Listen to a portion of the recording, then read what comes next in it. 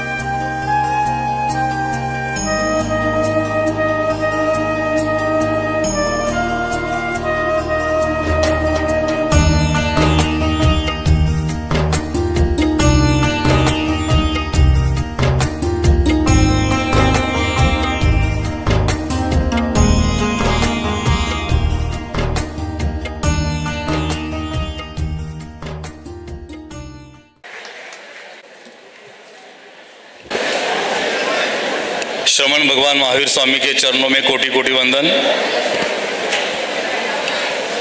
आज जिन्होंने हमें आशीर्वाद प्रदान KIA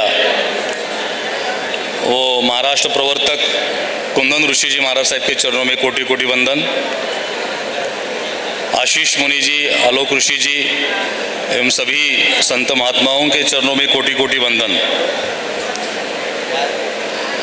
all India Jain conference चतुर्थ जोन एवं सभी अहिल्या नगर के जैन संगठनों के संयुक्त तत्वावधान में और अखिल भारतीय जैन अल्पसंख्यक महासंघ के सहयोग से सकल जैन समाज का आज का जो महासम्मेलन यहाँ पर आयोजित किया है, इस सम्मेलन के लिए विशेष रूप से यहाँ उपस्थित अभी जिन्होंने अपना प्रेरक उद्बोधन हम सभी के सामने रखा, कॉन्फ्रेंस के अल्पसंख्यक योजना के राष्ट्रीय अध्यक्ष श्री कांति कुमार जी जैन,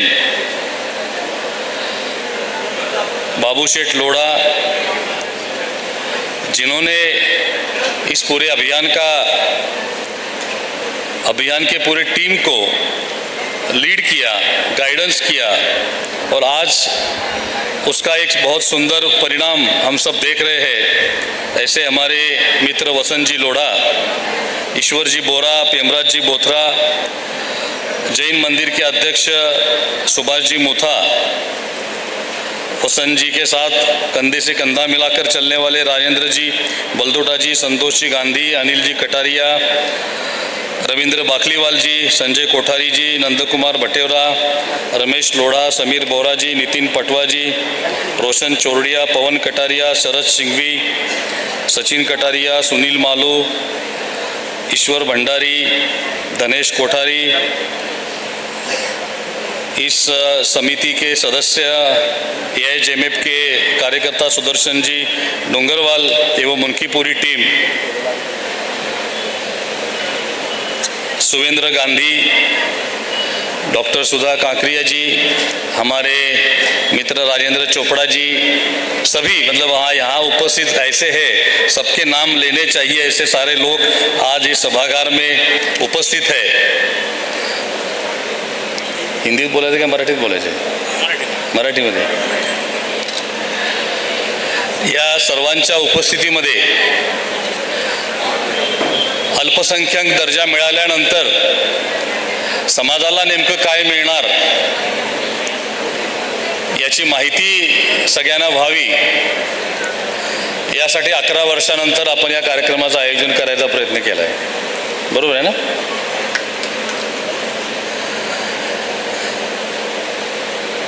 2014 साली केंद्र सरकारनं जैन समाजाला राष्ट्रीय स्तरावर अल्पसंख्याकाचा दर्जा दिला. खरं तर ज्यावेळी 1950 साली क्रांतिकुमारजी घटना लिहिली त्यावेळी जैन समाजाला अल्पसंख्याक दर्जा दिलेला होता सुरुवातीलाच.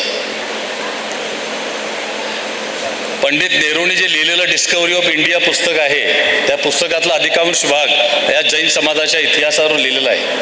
त्यांनी त्यांच्या पुस्तकात नमूद केलेल्या अनेक ठिकाणी की हा स्वतंत्र धर्म आहे आणि भारतातला सर्वात प्राचीन धर्म आहे हे पंडित नेहरूंनी सुद्धा लिहिलेलं आहे.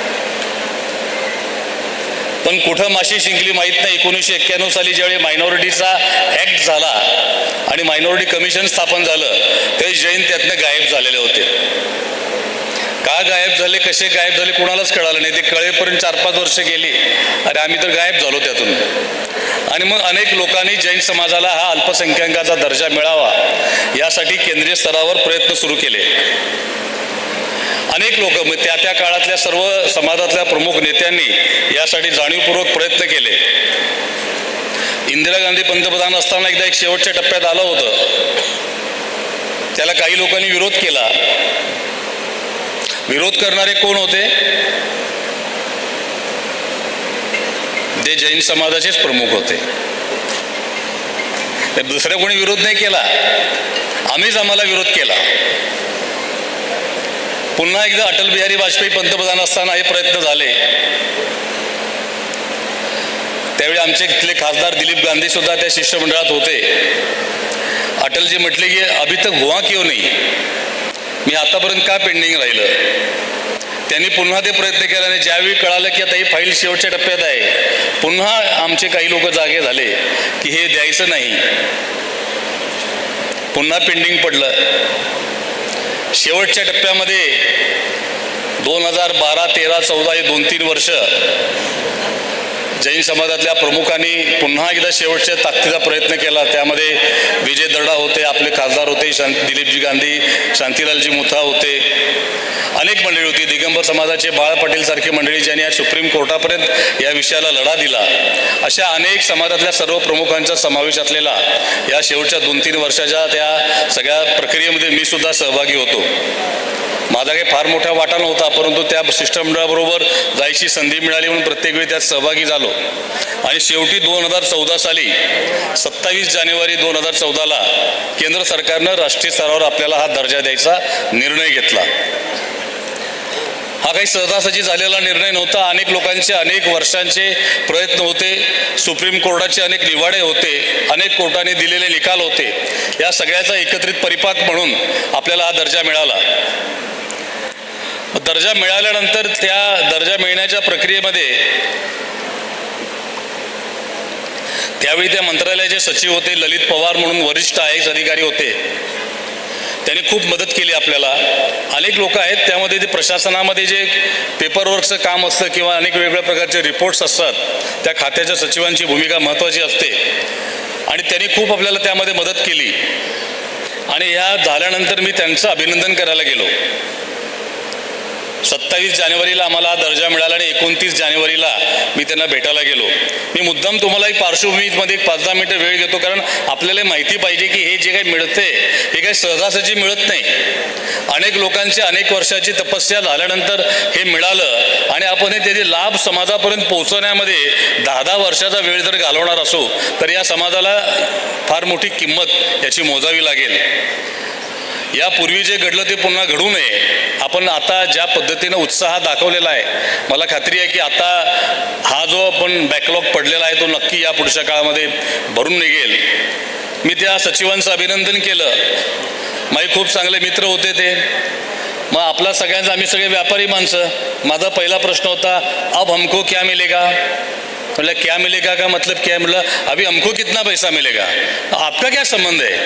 मतलब क्यों, अभी हमको आपने माइनॉरिटी स्टेटस दिया है तो पैसा तो मिलेगा. 3000 उस समय 3000 करोड़ का बजट था माइनॉरिटी मिनिस्ट्री का. 3000 कोटी रुपयाचं बजेट आहे तर आमच्या वाट्याला काही ना काही त्यामध्ये येईलच ना. तर तुम्ही सगळे पैसेवाले लोक आहेत, तुम्हाला काय गरज आहे या योजनांची. हा प्रश्न मी 3 वर्ष ऐकत होतो त्यावेळी. म्हटलं आम्ही पैसेवाले आहे, आम्ही हायेस्ट टॅक्स देणारे सुद्धा आहे, आज देशाच्या एकूण रेव्हेन्यूमध्ये आमचा वाटा 24% आहे. आम्ही हायेस्ट दान देणारे सुद्धा आहे. आता जो नीती आयोग बनला तो पूर्वी नियोजन आयोग होता. त्या नियोजन आयोगाचा एक रिपोर्ट आहे. त्या रिपोर्टमध्ये त्यांनी लिहिलेलं आहे देशातल्या एकूण सामाजिक संस्थांमध्ये जैन समाजातर्फे चालवल्या जाणाऱ्या सामाजिक संस्था या 63% आहे. या देशातल्या 16,000 नोंदणीकृत पांढरापोळपैकी 12,000 पांढरापोळ या जैन समाजातर्फे चालवल्या जातात. 20-22 हजार आमच्या शैक्षणिक संस्था, शाळा आहेत, हॉस्टेल आहेत, कॉलेजेस आहेत. हे सगळं जरी खरं असलं तरी हे दान देणारे, टॅक्स भरणारे हे आहेत किती हे कोणी विचार करत नाही. आमच्यासारखे, आमच्यासारखे जे त्यांच्यासमोर जातात त्यांना वाटतं हाच जैन समाज आहे. जैन समाजाची खरी वास्तविकता हे कोणाच्या लक्षात येत नाही. आमच्याही लक्षात येत नव्हती तर त्यांच्या काय लक्षात येणार.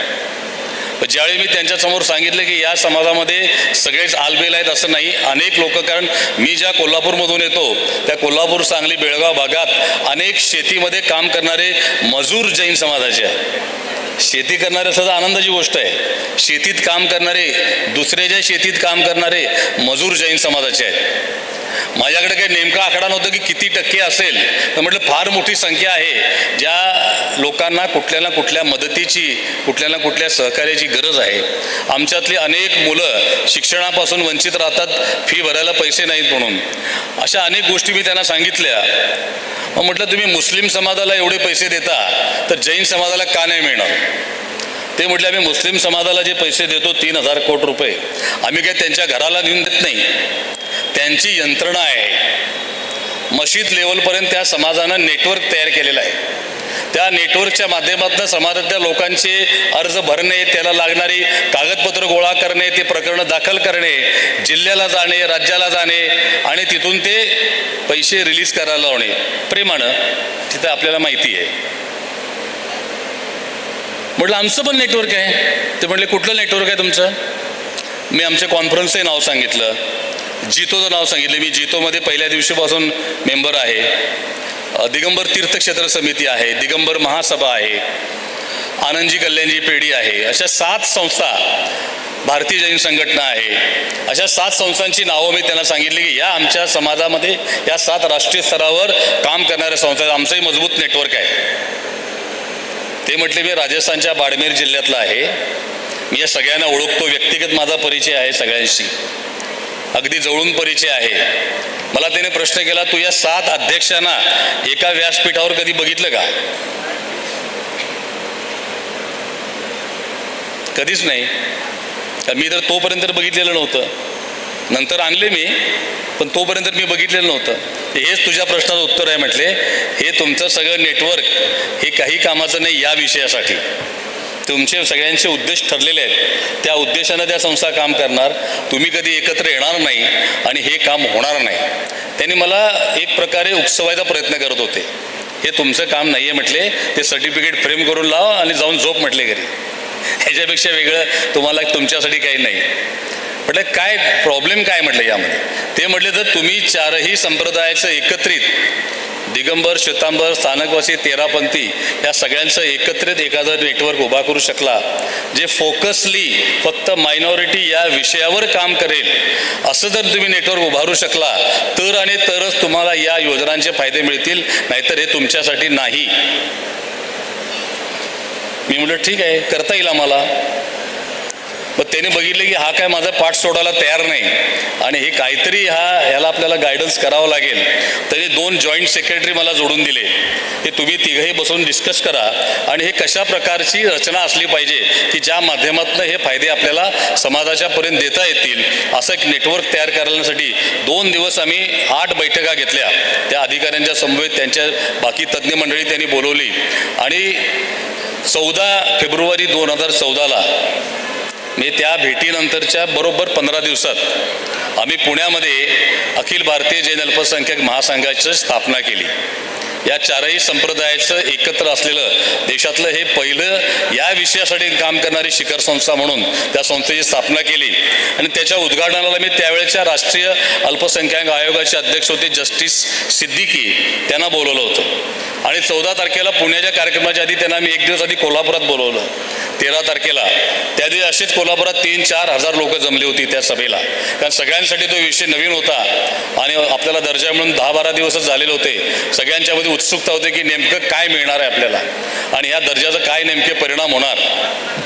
त्या जस्टिस सिद्दीकीने त्यांच्या भाषणात सांगितलं की केंद्र सरकारने ही सगळी प्रक्रिया सुरू असताना ते आयोगाचे अध्यक्ष असल्यामुळे त्यांच्याकडून एक अहवाल मागितला होता की जैन समाजाला हा दर्जा दिल्याने सरकारवर आर्थिक भार किती पडेल आणि जैन समाजाला हा दर्जा दिल्याने सामाजिक परिणाम काय होतील. ते म्हटले मी माझ्या अहवालात लिहिलेलं आहे की जैन समाज हा भगवान महावीरांच्या विचारावर चालणारा समाज आहे, हा शांतताप्रिय समाज आहे. त्यामुळे या समाजाला हा दर्जा दिल्यानं सामाजिक दुष्परिणाम होण्याची काही शक्यताच नाही. आणि हे मगाशी म्हटलं नाही, आम्ही एक गाल थप्पड मारली की दुसरा गाल पुढे करतो आणि कोणी मारायला आलं तर आम्हाला अहिंसा आठवते. आपल्याला नाही, मी आमचे साधू भगवंतांना मारलं तरी आम्हाला अहिंसा आठवते. आता ते अहिंसा सोयीनुसार असते. आपल्यात दम नसला की आपण अहिंसा सांगायचं. आणि त्यांनी लिहिलं अहवालामध्ये, ते म्हटले मी दुसरं लिहिलं की जैन समाज हा इतका शक्तिशाली समाज आहे, आर्थिकदृष्ट्या इतका सक्षम आहे की केंद्र सरकारच्या योजना हा समाज चालवू शकेल. त्यामुळे यांना काही पैसे देण्याची गरज पडणार नाही, त्यामुळे सरकारवर कुठलाही आर्थिक भार पडणार नाही, असा अहवाल त्यांनी लिहून दिला. आणि त्या आधारे सरकारनं हा दर्जा दिला. पण त्यांना मी त्या दिवशी कोल्हापूरच्या ग्रामीण भागात घेऊन गेलो आणि या जैन समाजातल्या शेतीत काम करणाऱ्या लोकांची भेट घालून दिली. ते म्हटले आज दिस जैन्स, ही लोक जैन आहेत, त्यांना विश्वास बसायला तयार नाही. कारण आम्ही ती स्थानिक संस्कृतीशी जुळून राहणारी माणसं, तोच वेशभूषा, तीच पद्धत, शेतात काम करणारी माणसं, म्हटलं ही जैन आहेत. ते म्हटले नक्कीच माझा मग अहवाल चुकीचा दिला आहे. या समाजामध्ये सुद्धा जर अशा लोकांची संख्या एवढ्या मोठ्या प्रमाणात असेल तर यांच्यासाठी सुद्धा आपल्याला योजना द्याव्या लागतील. आणि मग त्या 14 तारखेच्या या संघटनेच्या स्थापनेनंतर आम्ही पूर्ण देशभर दौरे सुरू केले. मी अगदी नागालँड, कोहिमा, त्रिपुरा, आगरताळापासून मी कोचीनपर्यंत कुठलंही गाव सोडलेलं नाही. या सभागृहामध्ये मी 2 वेळा भाषण करून गेलेलो आहे अल्पसंख्याकांच्या योजनासाठी. यापूर्वी तुमच्या लक्षात नसेल, विसरला असाल तुम्ही. आणि हे करत असताना आम्ही सरकारकडे सातत्याने वेगवेगळे विषय मांडत गेलो. त्यावेळी केंद्रामध्ये नजमा हेपतुल्ला या अल्पसंख्याक खात्याच्या कॅबिनेट मंत्री होत्या. त्यांच्याशी माझा सातत्याने या विषयानिमित्त संपर्क व्हायचा. आणि ज्यावेळी आम्हाला लक्षात आलं की या योजना समाजापर्यंत पोहोचवताना आम्हाला 2-3 वेगळ्या प्रमुख अडचणी येत आहेत. त्यामध्ये आमच्याकडे जैन असल्याचा दाखला नसतो, तो दाखला कोण देणार हे माहीत नाही. उत्पन्नाचा दाखला घ्यावा लागतो, त्या उत्पन्नाच्या दाखल्याला 500-1000 रुपये खर्च येतो. मग ज्याला स्कॉलरशिप घ्यायची आहे, 1000 रुपये स्कॉलरशिप असायची प्रायमरीला, त्या 1000 रुपयेला 1000 रुपये कोण खर्च करेल. त्यामुळे आपले अर्ज कमी जायचे. 2014ला ज्यावेळी आपल्याला दर्जा मिळाला त्यावेळी एकूण 30 लाख मुलांना स्कॉलरशिप द्यायची सरकारची योजना होती. त्या 30 लाखामध्ये आमचा वाटा किती होता? 60,000. 30 लाखामध्ये 60,000, 2%. एकूण मायनॉरिटीमध्ये आमचा वाटा 2%. 2014 साली आमचे अर्ज किती गेले? 16,000.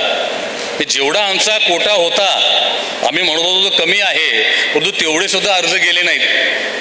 आमचे प्रयत्न सुरू होते, पण त्या प्रयत्नाला मर्यादा होत्या. कारण पूर्ण देशामध्ये हे पोचवणं आणि एवढ्या कमीत कमी वेळेमध्ये त्याला बऱ्याच अडचणी येत होत्या. 1 वर्षानंतर आम्ही नजमा हेपतुल्लांना विनंती केली की तुम्ही या सगळ्या योजनांचा रिव्ह्यू घेण्यासाठी एक मीटिंग आयोजित करा. मला त्यांचं खरंच, आता तर त्या मंत्री नाही आहेत, पण त्यांना मनापासून धन्यवाद द्यायचे आहेत. ज्या पद्धतीनं त्यांनी जैन समाजाला त्या मिटिंगच्या निमित्तानं असेल किंवा त्या मंत्रालयातल्या कामाच्या निमित्तानं रिस्पेक्ट दिला. पण त्याने आम्हाला विचारलं कधी पाहिजे तुम्हाला मिटिंग.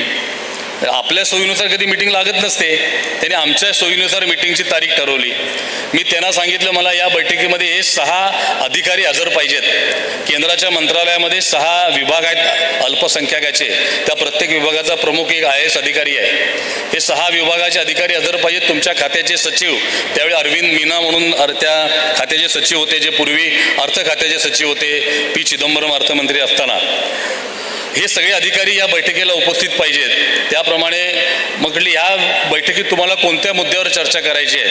मी 14 मुद्द्यांचा अजेंडा त्यांना पाठवला. त्या 14 मुद्द्यांचा अजेंड्यामध्ये त्यांनी समावेश केला. ती अधिकृत बैठक लावली आणि सगळे अधिकारी आमच्यासमोर हजर केले.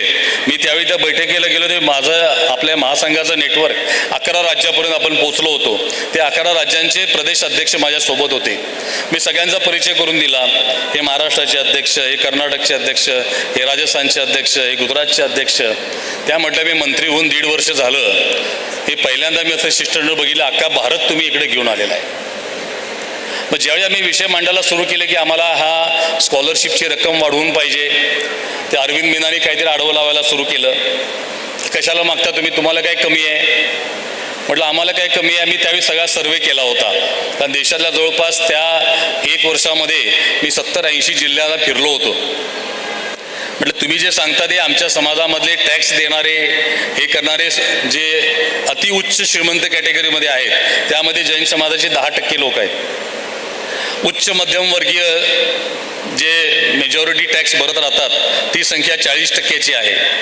20% आमच्यामध्ये निम्न मध्यमवर्गीय आहे आणि याच्यानंतर 30% हे दारिद्र्य रेषेखालचा जैन समाज आहे. हा 4ही संप्रदायाचा एकत्रित सर्वे होता. ते शॉक झाले एकदम, काही बोलू शकला नाही पुढे. मग पुन्हा मी मुद्दा मांडला, हे आम्हाला कोटा वाढवून द्या. ते म्हणले कशाला पाहिजे तुम्हाला कोटा, जे दिलाय तेही तुम्ही घेत नाही. तुम्हाला 60,000चा कोटा दिलाय, तुमचे अर्ज 16,000 आहेत. म्हटले अर्ज 16,000 का आले, की आम्हाला जैन असल्याचा दाखला मिळत नाही. तो दाखला कोण देणार. ते म्हणले तुमच्या फेडरेशनला सांगितलं ना आम्ही ते द्या म्हणून दाखला. म्हटलं आमचं फेडरेशन आता 1 वर्ष झालं, 1 वर्षात अख्खा भारत पुरणार नाही आम्हाला. आम्ही सगळ्या भारतापर्यंत 1 वर्षात कसं पोहोचणार, त्याला आम्हाला 4-5 वर्ष जातील. तर तोपर्यंत आमच्या मुलांनी काय करायचं. मग नजमा हेपतुल्लाने मला विचारलं, ललितभाई आपके पास इसका क्या सोल्युशन आहे, मी काय केलं पाहिजे, याला पर्याय काय. मी त्यांना आपलं सांगितलं आम्ही जो सेल्फ डिक्लेरेशन देऊ, मुलगा अर्ज करेल की मी जैन आहे, तर ते तुम्ही मान्य करा. असं कधी घडत नाही, पण त्यांचा या जैन समाजावर इतका प्रचंड विश्वास, भगवान महावीरांच्यावर त्यांची इतकी अपार श्रद्धा, ते 1 मिनिटात म्हटलं ठीक आहे यस कर देंगे, ऑर्डर कर दो इनको, सेल्फ डिक्लेरेशन ॲक्सेप्ट. पुढची अडचण काय. म्हटलं आमचा उत्पन्नाचा दाखला. आता उत्पन्नाचा दाखला हे सरकारी डॉक्युमेंट आहे. म्हटलं उत्पन्नाचा दाखल्याला 1000 रुपये खर्च येतो, 10 हेलपाटे मारायला लागतात. ज्याला स्कॉलरशिपची गरज आहे तो समाजातला शेवटच्या थरातला माणूस आहे, त्याच्यासाठी कोण हेलपाटे मारणार. हे दाखले मिळत नसल्यामुळे आमचे अर्ज जात नाहीत. त्यांनी बरेच अधिकाऱ्यांच्यावर चर्चा केली. ते म्हटले गॅजेटेड ऑफिसरचा दाखला लागतो, याला काही ऑप्शन नाही. व त्यांनी पुन्हा मलाच प्रश्न केला, ललितभाई इसका क्या सोल्युशन हो सकता है. मलाही काय कळेना तर ह्याला काय नेमकं आपण सोल्युशन द्यायचं त्यांना. एकदा काही क्षण विचार केला, काही डोक्यात मला येईना काय सांगावं त्यांना.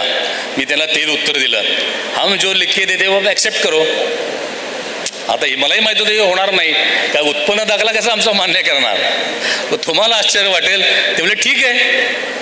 तो अधिकारी चुळबुळ करायला लागला मीना, अरे भाई ये जैन समाज के लोग है, ये कभी गलत करेंगे नहीं, ये जो भी है वो सही लिखेंगे. असं नजमा हेपतुल्ला म्हटल्या. आपण काय आहे काय नाही ते आपला आत्मचिंतनाचा विषय आहे. त्यांचा आपल्याबद्दलचा समज तसा आहे की हे लोक प्रामाणिक आहेत, हे लोक खोटं बोलत नाहीत, हे लोक खोटं लिहित नाहीत. त्यामुळे हेही मान्य करा. त्यांनी ती ऑर्डर करायला लावली. इतिहासात कधी न घडणारी ती गोष्ट घडली आणि त्यामुळं आपल्या समाजातल्या मुलांचे मॅक्झिमम अर्ज त्यानंतरच्या काळात जायला सुरू झाले आणि नंतरच्या 2-3 वर्षामध्ये 16,000 पहिल्या वर्षाच्या अर्जापासून आम्ही 1.5-2 लाखाच्या अर्जापर्यंत पोहोचलो. आमच्या विद्यार्थ्यांचे 2-2 लाख अर्ज जायला लागले. आमचा कोटा होता 60,000. मी त्या आता या सगळ्यांचे संबंध चांगले होते आमचे. केंद्रात आम्ही कायम दिलीप गांधींच्यामुळं सारख्या मंत्रालयात असायचो सगळ्या, तेव्हा आम्हाला तिथे आमच्या ग्रीन कॉरिडॉर असायचं. आम्ही म्हटले त्या अधिकाऱ्यांना, हे आम्हाला जे 60,000 कोटा होता, आमचे अर्ज 16,000 आले, हे बाकीचे पैसे कुठे गेले. ते म्हटले ज्यांचे अर्ज जास्त होते त्यांना दिले. ओके, हरकत नाही म्हटलं. मग पुढच्या वर्षी 60,000च्या कोटात आमचे अर्ज 90,000 गेले 2015ला. मग मी तेच केलं, ज्यांचे पैसे शिल्लक होते आम्ही ते जैन समाजामध्ये पूल केले. 90च्या 90,000 मुलांना स्कॉलरशिप मिळाली. आणि हे गेले 9 वर्ष म्हणजे 2022पर्यंत आम्ही हे सातत्यानं केलं. मग पारसी समाजाचा अर्धच नसायचे, त्यांचे सगळे पैसे आम्ही डायव्हर्ट करून घेतले. शीख समाजाचे खूप तुरळक अर्ज असायचे, त्यांचे पैसे डायव्हर्ट करून घेतले. काही वर्षात आम्हाला बुद्ध समाजाचे सुद्धा अनयुटिलाइज बॅलन्स असायचा, ते पैसे डायव्हर्ट करून घेतले. आणि या 9 वर्षामध्ये भारतातून जैन समाजातल्या मुलांना केंद्र सरकारच्या स्कॉलरशिपच्या योजनेमध्ये कांतीबाई 700 कोटी रुपये मिळाले. जैन समाजाच्या मुलांना 700 कोटी रुपये. तुम्ही तुमच्या भाषणात दुरुस्त करून घ्या या पुढच्या काळात. हे तुमची चूक काढण्यासाठी म्हणत नाही, जी वस्तुस्थिती आपण लोकांच्या समोर सांगितली पाहिजे. आणि या 9 वर्षामध्ये व्यापार उद्योगाच्या कर्जाच्या योजना असतील आणि परदेशी जाऊन शिक्षण घेण्याच्या योजनामध्ये जैन समाजाच्या मुलांना युवकांना 350 कोटी रुपयेचं कर्ज मिळालं. या 9 वर्षामध्ये या महासंघाच्या 650 शाखांच्या नेटवर्कमधून तुमच्यासारख्या समाजातल्या सगळ्या लोकांच्या सहकार्यातून 1100 कोटी रुपये आपण आणले. आमच्या वाट्याला किती आले होते? 170 कोटी रुपये आमचं ऑफिशियल ॲलोकेशन होतं. त्या 170 कोटीचं आम्ही 1100 कोटीमध्ये कन्वर्ट करून घेतलं. यासाठी आपल्याला खूप ताकद तिथे लावावी लागली, ती लावली आणि आपण इथंपर्यंत पैसे आणले. परंतु हे काही कायमचं सोल्युशन नाही. कारण या मायनॉरिटीमध्ये आमचा वाटा 2%. कारण आमच्या जनगणनेमध्ये जी संख्या आहे ती संख्याच मुळात चुकीची आहे. आमची संख्या किती आहे एकूण? जैन किती आहे भारतात? राष्ट्रीय अध्यक्ष म्हणजे किती? मी केंद्र सरकारच्या रेकॉर्डला 2011च्या सेन्सस प्रमाणे आम्ही 45 लाख आहे. 45 लाख प्रिसाइजली केंद्र सरकारच्या रेकॉर्डमध्ये. त्यामुळे मायनॉरिटीचं जे फंड ॲलोकेशन होतं ते आम्हाला त्या प्रमाणात ॲलोकेशन होतं. आम्ही ॲक्च्युली किती आहे? नगर जिल्ह्यात किती आहे काय माहीत नाही. प्रत्येकाचा आकडा वेगळा. आम्हाला कधी गरजच वाटली नाही. मी, माझं कुटुंब, माझी मुलगी, जावई, दॅट्स ऑल. शेजाऱ्याचं घर राहतं का दुकान पेटतं, मला काय करायचं? मी घरही सुखी आहे, बस झालं तिकडं. आम्ही जिल्ह्यात किती आहे आणि काय काय करायचं बघून आम्हाला. मग अजून परत बाकी आम्ही विभागलेले आहेच. मग दसा, विसा, मूर्तीपूजक, स्थानकवासी 13 आणि किती आता सांगायचं त्यामध्ये भरपूर आहेत. यांनी सांगितलं आम्ही किती आहे सुशिक्षित. लिटरसीचा आकडा 94% सुशिक्षित. तुमच्या रिपोर्टमधलं सांगतोय. खरं आहे ते. देशामधला सर्वात सुशिक्षित समाज म्हणजे जैन समाज. 94% लिटरसीचा रेशो असलेला हा समाज. लक्ष्मी आणि सरस्वती दोन्हीचं वरदान असलेला एकमेव समाज. बुद्धी जरा जास्तच झाली आम्हाला, त्यामुळे आम्ही कुणाला नेता मानायला तयार नाही. आम्ही तुम्हाला विचारलं की नगर जिल्ह्याचा नेता कोण समाजाचा? कोण आहे? असा विचार करता. अजून नाव लगेच सांगत नाही तर 10 नावं येणार. महाराष्ट्राचा जैन समाजाचा नेता कोण? ते आत्ता म्हणायला लागला तुम्ही 10 वर्षानंतर. देशाचा आमचा नेता कोण? त्याला ललित गांधीच म्हणतात हो. पण अजून आमच्यामध्ये ती फीलच नाही, आमच्यामध्ये ती स्पिरिटच नाही की आम्ही कुणाला तरी लीडर बनावं, आपल्या समाजाची लीडरशिप तयार करावी आणि आपण एकत्रित राहून या सरकारच्या योजनांचा फायदा समाजातल्या लोकांच्यापर्यंत पोहोचवायचा असा विचारच केला नाही. ज्यावेळी आम्हाला दर्जा मिळाला ते सगळे लोक आम्ही बसलो होतो. विजय दर्डा, दिलीपजी, शांती सगळे होते. म्हटलं आता पुढं काय? म्हटले पुढं काय म्हणजे काय? म्हटलं ते पुढं काय होणार आहे सर? ते आम्हाला काही माहीत नाही म्हटले. म्हटलं तर पुढं काय करायचं? नाही, आम्ही दर्जा घ्यायपर्यंत आमचा विषय होता, पुढचं आम्हाला काही माहीत नाही. तर त्यांनी तो विचारच केला नाही की आपल्याला पुढे याच्यासाठी काही नेटवर्क उभारावं लागेल. म्हणून त्या सचिवांनी सांगितलं हे तुमचं काम नाही, पण आपण केलं, ते नेटवर्क उभा केलं. आत्ताही आपल्याला या महामंडळाच्या योजनासुद्धा समाजातल्या शेवटच्या घटकापर्यंत पोचायचं असेल तर त्याला सर्वसमावेशक नेटवर्क पाहिजे. कुठल्या एका समाजाचं नेटवर्क चालणार नाही, तर तो समाजापुरतंच मर्यादित राहणार.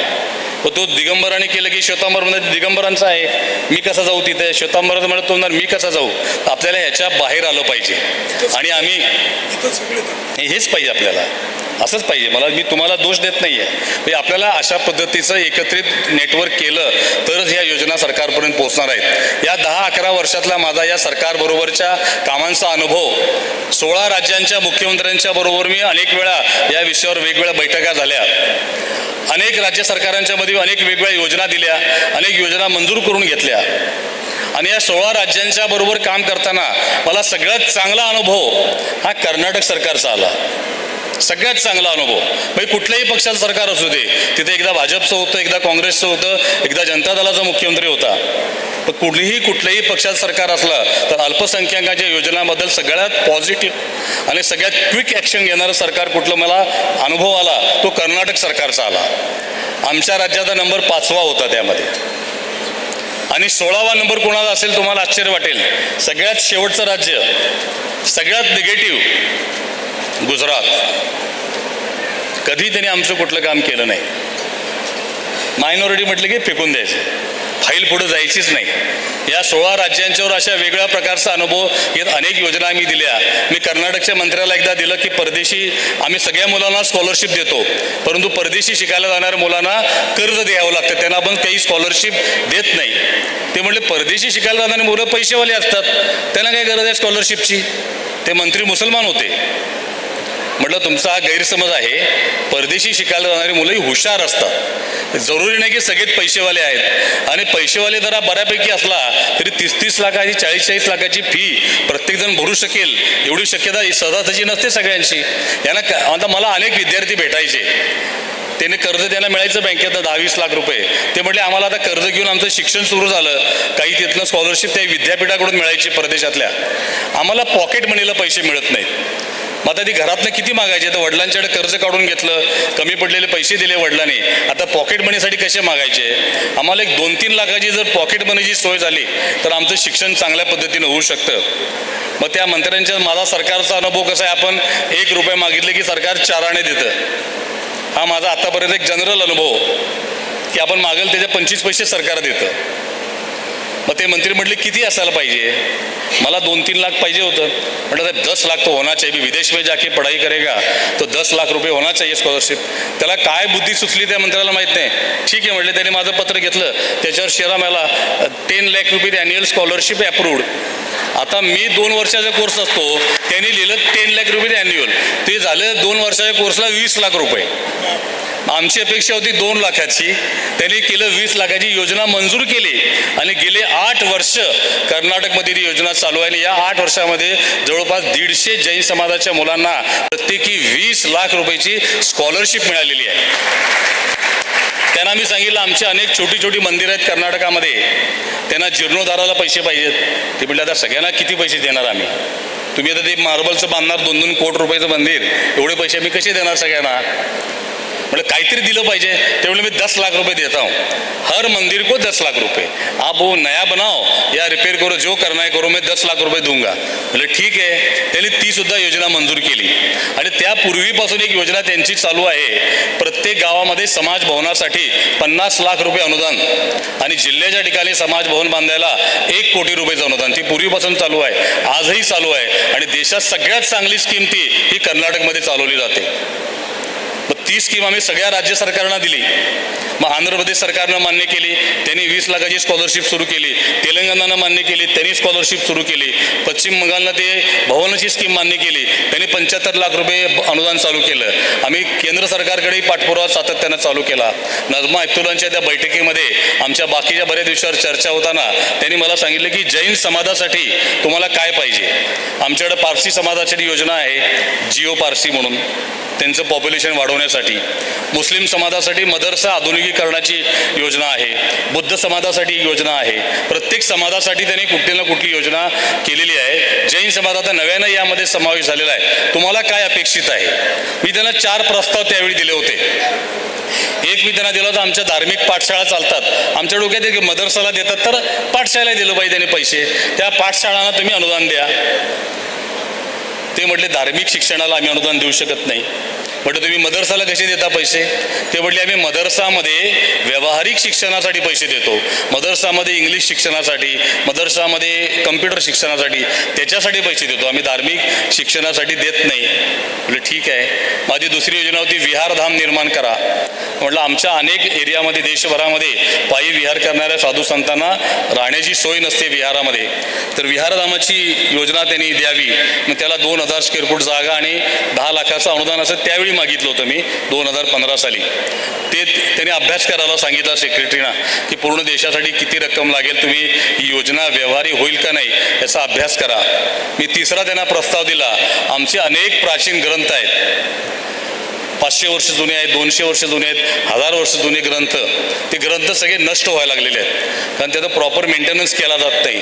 त्या ग्रंथांचं पुनर्लेखन केलं पाहिजे कारण त्या ग्रंथांची किंमत जर आपण काढायला गेलं तर जागतिक बाजारामध्ये एक ग्रंथाची किंमत 100 कोटी रुपये असते. जगातल्या अनेक शास्त्रज्ञांनी लावलेले अनेक शोध हे जैन ग्रंथांच्या आधारे लावलेले आहेत आणि हे ग्रंथ त्यांनी भारतातून नेले. हे त्यांना कुठं मिळाले? भारतातल्या रद्दी विकणाऱ्या दुकानदारामध्ये मिळाले. आम्ही घर साफ करताना आजा पंजाने आणलेली पुस्तकं आता हे कोण वाचणार म्हणून साफसफाई करताना रद्दीत टाकून दिले. ते त्यांनी शोधून शोधून नेले. पूर्वी त्यांना 15-20 रुपये 100 रुपयाला मिळायचं. मग ते रद्दीवाल्यांच्या लक्षात आलं का शोधताय ते, मग त्याने 500-1000 रुपये घ्यायला चालू केलं. अशी ग्रंथ शोधून नेले. ब्रिटिशांनी आमचे लुटून नेले ग्रंथ भांडार, मुघलांनी आमचे ग्रंथ भांडार पेटून जेवणं केली, अनेक नष्ट केले. पण त्यातूनही जे शिल्लक आहेत ते आम्ही रद्दीच्या दुकानात टाकले. यातून जे काही सुरक्षित आहेत ते पुढच्या पिढीला मिळावेत. आज गुजरातमध्ये 400 ज्ञान भांडार आहेत, त्यामध्ये हजारो प्राचीन ग्रंथ आहेत. महाराष्ट्रामध्ये आहेत अनेक ठिकाणी, अनेकांच्या संघामध्ये असतील, तुमच्याकडे असतील कदाचित तिथे. तर हे प्रॉपर ठेवलं जातं का नाही? मग म्हटलं याच्यासाठी तुम्ही आम्हाला योजना द्या. ती त्याने त्या क्षणी मान्य केली त्या बैठकीत. ते म्हटले तुमचे जेवढे प्राचीन ग्रंथ आहेत त्यांचं रिस्टोरेशनसाठी जितका खर्च येईल तो 100% खर्च हा केंद्र सरकार देईल. पुढचं बोला म्हटलं आमची अनेक प्राचीन मंदिरं आहेत, राजस्थानमध्ये आहेत, मध्य प्रदेशमध्ये आहेत, कर्नाटकातून समाज बाहेर पडला, ती मंदिरं नष्ट व्हायच्या मार्गावर आहेत. ती आमची हेरिटेज आहे, संपत्ती आहे. त्या संपत्तीला पुन्हा रिस्टोर करण्यासाठी जीर्णोद्धार केला पाहिजे. त्यासाठी तिथं स्थानिक लोक नसल्यामुळे कोण करायचं? मान्य म्हटलं किती पैसे देणार? तुम्हाला लागेल तेवढे, कुठलंही लिमिट नाही. तुम्हाला प्राचीन मंदिर 100 वर्षापेक्षा जास्त जुनं हे त्यांच्या व्याख्येप्रमाणे प्राचीन मंदिर असतं. त्या प्राचीन मंदिरांच्या जीर्णोद्धारासाठी जेवढे पैसे लागतील तेवढे पैसे सरकार दिले जाईल. मे महिन्याच्या मीटिंगमध्ये आमची चर्चा झाली आणि जून एंडला त्यांनी त्याची ऑर्डर काढून दिली. हमारी धरोहर नावाची स्कीम, त्यामध्ये आमच्या मंदिरांच्या जीर्णोद्धारासाठी 100% फंडिंग, आमच्या ग्रंथांच्या जीर्णोद्धारासाठी 100% फंडिंग, या 2 योजना त्यांनी मान्य केल्या. तिसरी त्यांनी ॲडिशनल घातली की जैन धर्म आणि जैन संस्कृती याचं तुम्हाला जर म्युझियम करायचं असेल तर त्या म्युझियमसाठी सुद्धा सरकार फंडिंग करणार. हे आम्ही न मागता त्यांनी त्यामध्ये ॲड केलं. आणि या विषयावर ज्यांना कोणाला PhD करायची असेल, संशोधन करायचं असेल तर त्यांना 2 लाख रुपयाची वार्षिक स्कॉलरशिप द्यायचं सुद्धा त्यांनी त्या स्कीममध्ये ॲड केलं. 2015ला ती स्कीम त्यांनी मंजूर करून दिली. त्यानंतरच्या प्रत्येक भाषणात मी ते सांगायला सुरू केलं. जैन समाजाच्या सगळ्या संघांना सांगितलं. 2020पर्यंत एकही अर्ज आमचा गेलेला नव्हता. दर 3 महिन्याला मला मंत्रालयातनं फोन यायचे, आपके ॲप्लिकेशन आहे नाही, कुछ तो भेजो. म्हटलं बोला है आएंगे. 2018 साली जयपूरमध्ये एका कार्यक्रमात मी ह्या योजनेची माहिती देत होतो. त्यावेळी तिथं त्या आयोगाचे अध्यक्ष राज्याच्या जसबीर सिंग होते. ते शीख समाजाचे होते, माझे चांगले मित्र होते. ते माझं भाषण झाल्यावर मला म्हटले, ललित बड़ी बड़ी बातें करता है तू भाषण में, ऐसी कोई योजना वास्तव में है क्या? मैं बोला मैंने करवाई है सैंक्शन, ये उसका GR मैं आपको अभी शेअर करता हूँ. त्यांनी बघितलं ते 8व्या दिवशी तो पठ्ठ्या प्रस्ताव घेऊन दिल्लीला गेला. त्यांच्या गुरुद्वाराला 300 वर्ष जुना गुरुद्वारा होता, 25 कोटी रुपये घेऊन आला. योजना मंजूर केली कुणी? जैन समाजानं. जैन समाज आरामात बसलेला आहे, बाकीचे लोक फायदा घ्यायला लागलेत. आत्ता आम्ही 2021ला निर्मल सेठी दिगंबर महासभेचे राष्ट्रीय अध्यक्ष, त्यांनी 2 फाईल दाखल केल्या. दुर्दैवानं 20-21 जे काय असेल ते फाईल दाखल केल्याच्या पुढच्या वर्षी त्यांचं निधन झालं. तेही काम तसंच पडलं. मग गेल्या वर्षी शेवटी कंटाळून सरकारनं इंदोरच्या एका विद्यापीठाला जैन म्युझियमसाठी 25 कोटी रुपये दिले. अहमदाबादच्या एका विद्यापीठाला जैन म्युझियमसाठी 25 कोटी रुपये दिले. आम्ही अर्ज करतच नाही. तर ते आम्हाला प्रत्येक नंतर मुख्तार अब्बास नक्की मंत्री असताना आमच्या 7व्या-8व्या मीटिंगमध्ये काय को हर बार तुम लेके आता है, कुछ न कुछ नई डिमांड लेके आते हो, जो पैसा दे रहे हो वो पैसा तुम लेते नाही, काय को रोज नया नया लेके आते हो. हे त्याने नाराजी व्यक्त केली की ही तुमची यंत्रणा काय करते समाजाची, समाजामध्ये या गोष्टी का पोचत नाहीत. आमच्यामध्ये वेगवेगळ्या शंका, अरे पैसे घेतले तर सरकारचं काही कंट्रोल येईल का, सरकारचं कोणी नियंत्रण आमच्या कमिटीत येईल का. आपल्याला अल्पसंख्याक दर्जा मिळाल्यामुळं आपल्याला एक विशेषाधिकार मिळालेला आहे. आपल्या कुठल्याही धार्मिक संस्थेमध्ये, आपल्या कुठल्याही शैक्षणिक संस्थेमध्ये सरकार मॅनेजमेंटमध्ये कसल्याही प्रकारचा हस्तक्षेप करू शकत नाही. तो आपल्याला मिळालेला कॉन्स्टिट्युशनल अधिकार आहे. आम्हाला अधिकारच माहीत नाही तर आम्ही अधिकार वापरणार कधी. ह्या अधिकाराचा वापर करून 2017 साली समेत शिखरजीवर जे आपल्यावर संकट आलं होतं, तिथल्या सगळ्या माओवादी संघटनांनी संप पुकारला आणि 14,000 लोक आपले पहाडावर अटकून पडले होते. आम्ही त्यावेळी तिथल्या मुख्यमंत्र्यांच्यापर्यंत पोचलो रांचीला आणि 4ही संप्रदायाच्या सगळ्यांना सोबत आम्ही घेऊन गेलो आणि 5 तासामध्ये त्यांनी त्या माओवादी संघटनावर बंदी घालण्याचा ऑर्डर काढली. सरकारच्या राज्यपालाच्या सहीनं ऑर्डर निघायला किमान महिना-दीड महिना जातो. 5 तासामध्ये कधी निघू शकत नाही. ते चमत्कार मी झारखंडमध्ये बघितला रघुवरदास मुख्यमंत्री असताना. हे पार्श्वनाथ भगवानाचा चमत्कार असेल किंवा काय असेल, 5 तासात त्यांनी ती ऑर्डर करून दिली. अशा प्रकारे आपल्या अधिकाराचा वापर करून या देशामध्ये जैन समाजासाठीची अनेक कामं आपण या माध्यमातून केली. तर आपल्या सगळ्यांचं आता मी त्या विषयावर जास्त वेळ घेतला नाही. आमचा आम्हाला पैसे काय मिळणार आहे ना. तर या सगळ्या योजनांमध्ये आमचा हिस्सा 2% असायचा. ते 2% घेताना सुद्धा, कारण ते प्रस्थापित यंत्रणा ही अनेक वर्षापासून विशिष्ट समाजाची राहिल्यामुळं आमच्या फायली सगळ्यात शेवटात असायच्या. त्या फायली मंजूर व्हायच्याच नाहीत. मग कोणीतरी फोन करून आम्हाला सांगितलं तर आम्ही हस्तक्षेप करणार, त्याची फाईल क्लिअर करायला सांगणार. पण असं चालणार किती वर्ष. पण आम्ही गेल्या 2 वर्षापासून देशातल्या 7 राज्यांच्याकडे जैन समाजासाठी स्वतंत्र व्यवस्था निर्माण करायचा पाठपुरावा चालू केला की जैन समाजासाठी आम्हाला स्वतंत्र आर्थिक महामंडळ निर्माण झालं पाहिजे. आमचा हिश्श्याला जे काही येईल ते आमच्या अधिकारात असलं पाहिजे आणि त्यामुळं आम्हाला आमच्या समाजातल्या खऱ्या गरजू लोकांच्यापर्यंत ते पोहोचवता येईल. ते प्रत्येक सरकारचं म्हणणं हेच आहे की तुम्ही सगळे पैसेवाले लोक आहेत, तुम्हाला कसं देणार आम्ही, तुम्हाला दिलं तर अजून 5 समाज मागतील आमच्याकडे, जैन समाजाला कसं देणार आम्ही. असा प्रत्येक ठिकाणावर काही ना काहीतरी कारणं सांगितली जायची. तुमच्या आमच्या सुदैवानं एप्रिल 2024मध्ये ज्यावेळी मी राज्य सरकारकडे ही भूमिका मांडली कोल्हापूरच्या एका बैठकीमध्ये, त्यावेळेचे मुख्यमंत्री एकनाथ शिंदे यांनी मला बोलवलं होतं. एकूणच त्या लोकसभा निवडणुकीच्या पार्श्वभूमीवर त्यांचे काही आडाखे चालू असतील. मी महाराष्ट्र चेंबर ऑफ कॉमर्सचा अध्यक्ष असल्यामुळं व्यापारी उद्योजकांची भूमिका या निवडणुकीत कशा पद्धतीची राहील, आम्हाला काय अडचण येऊ शकते का, याची चर्चा करण्यासाठी त्यांनी मला बोलवलं होतं. आणि ह्या सगळ्या चर्चा करताना माझे जे काही अडचणी होत्या त्या व्यापारी उद्योजकताच्या मी त्यांच्यासमोर मांडल्या, नेहमी मांडत असतो. कारण ते मी चेंबरचा अध्यक्ष झालो 3 वर्षापूर्वी, तर दर 15 दिवसाला त्यांची माझी एकदा भेट व्हायची. मी म्हटलं ह्या आमच्या अडचणी जर सुटतील, ते म्हटलं एक ट्रेड बोर्ड गठीत करून तुम्हाला राज्यमंत्रीपदाचा दर्जा देतो आणि त्या माध्यमातून तुम्ही, म्हटलं मला काय गरज नाही ट्रेड बोर्डची, कारण ऑलरेडी माझ्याकडे चेंबर ऑफ कॉमर्स आहे, मला जैन समाजासाठीची व्यवस्था पाहिजे. त्याने म्हटलं जैन समाजाला का गरज आहे. मी त्यांना ही सगळी आकडेवारी सगळे रिपोर्ट समजावून सांगितलं. 1 तास 10 मिनटं माझी ती बैठक चालली. त्यावेळी उद्योगमंत्री उदय सामंतसुद्धा माझ्याबरोबर, आम्ही 3 त्या बैठकीला होतो. आणि त्याने एकच वाक्य उद्योगमंत्र्यांनी वापरलं की साहेब ललितबाई सांगतायत ते केलं पाहिजे आपण. आणि माहीत नाही काय त्यांना वाटलं, त्यांनी एकनाथ शिंदे म्हटले ललितबाई आपण हे करून टाकू जैन समाजाचं.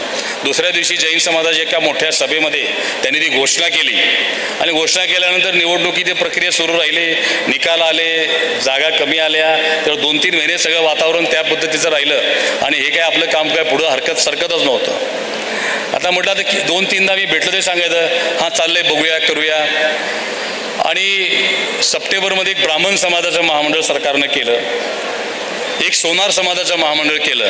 मला राज्यभरातनं फोन यायला लागले, आपलं काय, मी आमच्या तोंडाला पानच पुसली. आणि पुन्हा म्हणजे जाहीर पत्रकामध्ये, वर्तमानपत्रामध्ये मी त्याच्या विरोधात एक निषेध असं नाही पण एक निगेटिव्ह भूमिका मांडली की सरकारनं आमच्या तोंडाला पुन्हा पानं पुसली का काय.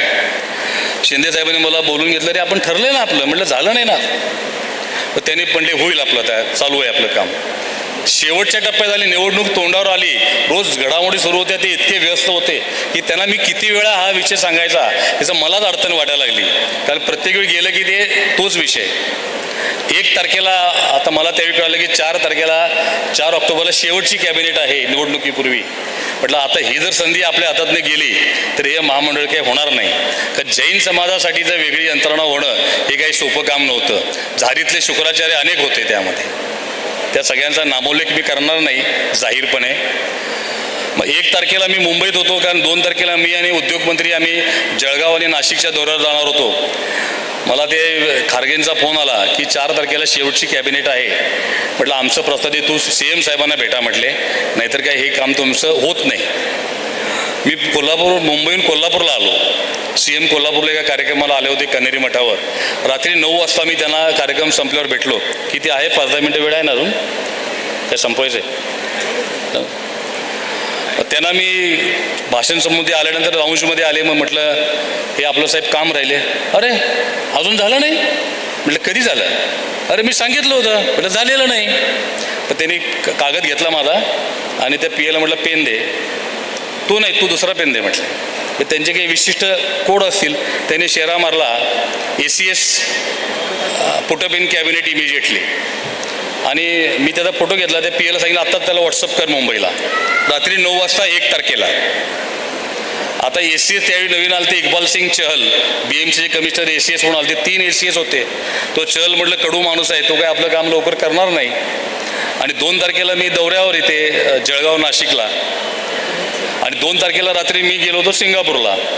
माझं काही पूर्वनियोजित कॉन्फरन्स होती त्यासाठी.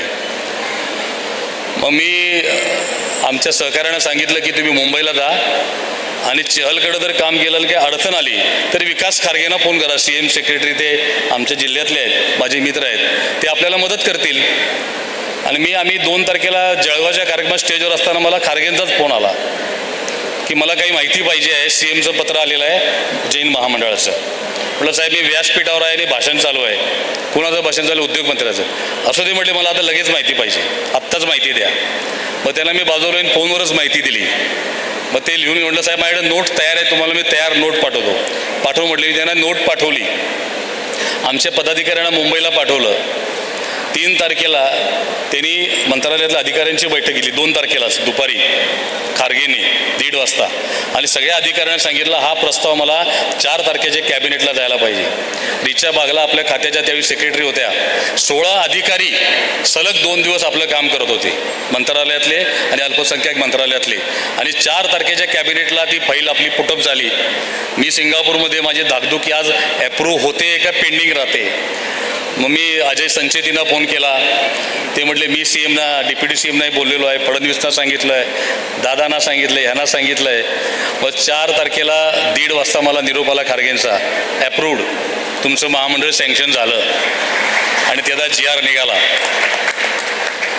ते म्हटले आता त्याची पुढची प्रोसेस GRची कॉपी वगैरे निघण्यासाठी तुम्ही ताबडतोब या इथं. मी होतो सिंगापूरमध्ये. मी निघालो रात्री, सगळे दौरे ते कॉन्फरन्स सोडून दिल्या आणि 5 तारखेला मी मुंबईला पोहोचलो. ते GR वगैरे सगळं आम्ही 6 तारखेला काढून घेतला हातात. आता पुढची प्रोसेस आम्हालाही काही माहीत नव्हती. पण जो प्रस्ताव मी त्यांना दिला होता की जैन समाजासाठी या महामंडळाच्या मार्फत काय योजना सरकारनं राबवल्या पाहिजेत, त्या सगळ्या योजना ॲज इट इज सरकारनं मंजूर केल्या होत्या. मुख्यमंत्र्यांचे स्पष्ट निर्देश होते, यात बदल करायचा नाही. ललित गांधीनं जसा कागद दिलाय तसा तो मंजूर झाला पाहिजे. आणि मला तुम्हाला सांगायला आनंद वाटतो, या पुस्तिकेत दिलेलं आहे मी जे दिलं होतं ते ॲज इट इज सरकारनं मंजूर केलं. एक शब्दही बदलला नाही. आम्ही देताना समाजातल्या शेवटच्या वर्गाला जो फायदा आवश्यक आहे त्या योजना प्राधान्याने त्यामध्ये मांडण्याचा प्रयत्न केला. आणि या 10 वर्षामध्ये देशभर काम करत असताना मला जो अनुभव आला होता की समाजाची नेमकी गरज काय आहे, कुठल्या कुठल्या विषयामध्ये या समाजाला कुठल्या ना कुठल्या सहकार्याची गरज आहे, त्या सगळे विषय मी त्यामध्ये द्यायचा प्रयत्न केला. काही विषय कदाचित राहिले असतील तर त्यांनी एक लाईन त्यामध्ये ऑर्डरमध्ये सुरुवातीलाच नमूद केली की जैन समाजाला लागणाऱ्या योजना तयार करणे आणि त्याची अंमलबजावणी करणे याचा अधिकार या महामंडळाला दिला. ह्या योजना व्यतिरिक्त आपल्याला अजूनही काही योजना करायच्या असतील त्या करायचा अधिकार आम्हाला दिला, त्याची अंमलबजावणी करायचा अधिकार सुद्धा दिला.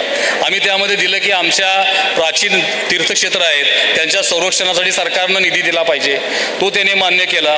आम्ही सांगितलं आमच्या साधू संतांना विहारामध्ये सुरक्षा मिळाली पाहिजे आणि त्यासाठी विहारधाम जिथं नाहीत त्या ठिकाणी विहारधाम निर्माण झालं पाहिजेत, ती सुद्धा योजना त्याने मान्य केली. आणि या योजनेतल्या पहिल्या विहारधामचं भूमिपूजन आम्ही वडगाव मावळ पुणे जिल्ह्यामध्ये युवाचार्य महेंद्र ऋषींच्या उपस्थितीमध्ये केलं, त्याचं भूमिपूजन. आणि ती योजना महाराष्ट्रात या महामंडळाच्या मार्फत सुरू झाली. आम्ही त्यांना तिसरा प्रस्ताव दिला होता. आमच्या समाजातल्या ज्या महिला आहेत त्या अनेक महिला घरगुती वस्तू बनवतात, छोटे छोटे उत्पादन करतात. असं आम्हाला नॅपकिनचा बुके आणून दिला. त्यांना भांडवलाची गरज किती असते? 25,000 50,000 फार झालं ते 1,00,000 रुपये. त्या कुठल्या तरी सावकाराकडे जातात, नॉन बँकिंग फायनान्स कंपन्याकडे जातात, त्या सांगतात 18% लावतात 36% व्याज आणि त्या परत व्याजाच्या चक्रव्यूहात महिला गुरफटतात.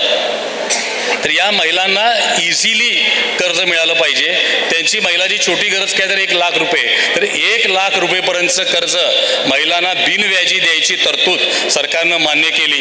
आणि हे 1,00,000पर्यंतचं कर्ज त्यांनी 40 हप्त्यात परत फेडायचं आहे, कुठलंही व्याज त्याला द्यायचं नाही. महिला बचत गटाच्या माध्यमातून जर महिलांनी काम करत असतील तर त्यांना एका बचत गटाला 50 लाखापर्यंतचं कर्ज द्यायचं तरतूद सुद्धा सरकारनं त्यामध्ये मान्य केलेली आहे. आमचे युवक शिक्षण पूर्ण करून त्यांना काही व्यापार उद्योग सुरू करायचा असतो, त्यांना गरज असते भांडवलाची. सरकारच्या अनेक योजना बँकांच्या मार्फत आहेत, परंतु बँका सहजासहजी देत नाहीत. त्याचं ट्रॅक रेकॉर्ड बघतात, मागचा इतिहास दाखव, तर प्रत्येक मुलाकडे काही दाखवायला असतंच असं नाही.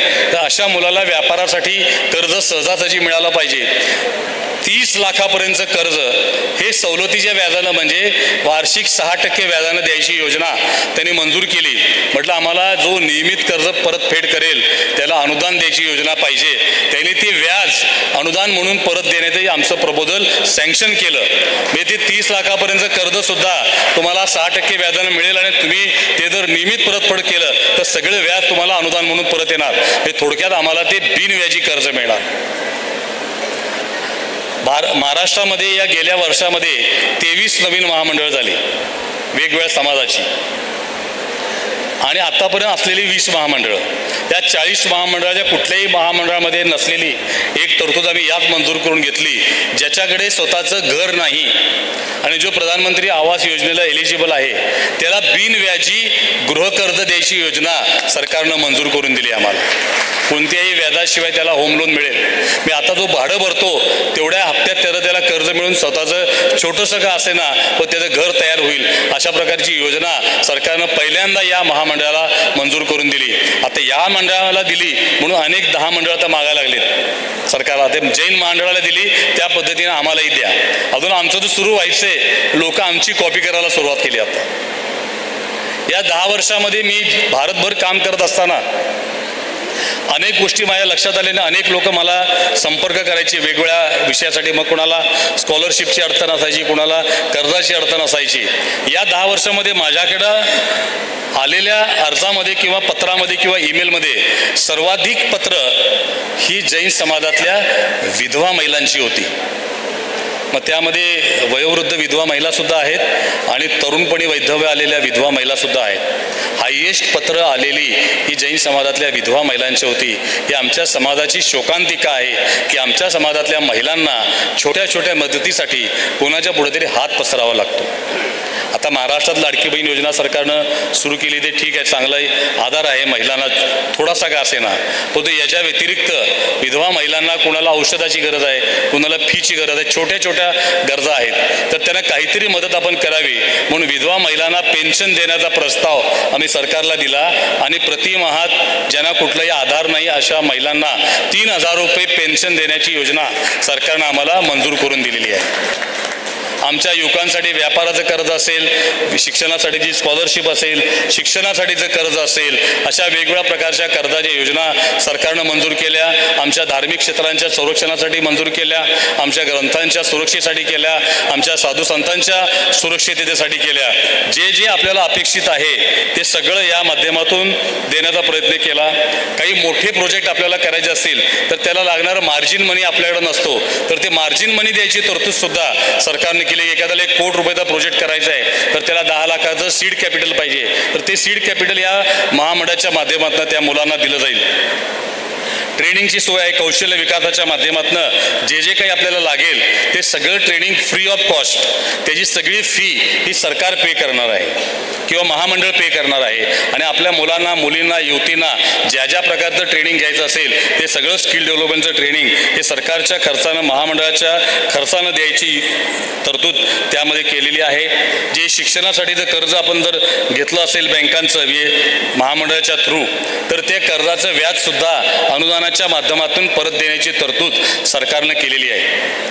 आणि पहिल्या वर्षी आम्हाला या व्याजाच्या अनुदानासाठी 10 कोटी रुपयाची तरतूद सरकारने केली. म्हणजे 100 कोटीपर्यंतचं कर्ज ज्यावेळी आम्ही वाटू त्या 100 कोटीपर्यंतच्या कर्जाचं व्याज अनुदान म्हणून परत देण्याची तरतूद सरकारनं आपल्याला यामध्ये करून दिलेली आहे. आता या महामंडळामध्ये आमच्या बरोबरीनं 23 महामंडळ झाली. हे एकमेव महामंडळ आहे ज्याच्यात 3 बोर्ड मीटिंग झाल्या आत्तापर्यंत. आणि या महामंडळाचा अध्यक्ष म्हणून या राज्याच्या 20 जिल्ह्यांचा मी दौरा केलेला आहे. आणि 20 जिल्हे आणि अन्य भागामध्ये मिळून मी आतापर्यंत अधिकृत हा माझा 43वा दौरा आहे. हे निवडणूक काळात आम्ही फिरलेलो सोडून निवडणुकीनंतरचा या महामंडळाच्या कामासाठीचा माझा हा नगर जिल्ह्यात आज आलेला हा 43वा अधिकृत सरकारी दौरा आहे. या माध्यमातून आम्ही सरकारमध्ये प्रत्येक जिल्ह्यात आढावा बैठक घेतल्या. आज इथली आढावा बैठक दुपारी आहे. आणि प्रत्येक जिल्ह्यामध्ये महामंडळाच्या योजनेच्या व्यतिरिक्त केंद्र सरकारच्या ज्या योजना आहेत, राज्य सरकारच्या काही योजना आहेत, त्यामध्ये प्रधानमंत्री जनविकास कार्यक्रम ही पायाभूत सुविधांच्या विकासासाठीची मोठी योजना आहे. त्यामध्ये आपल्याला 2 कोटी, 5 कोटी, 10 कोटी, 20 कोटी, 25 कोटीपर्यंत सुद्धा रक्कम मिळू शकते.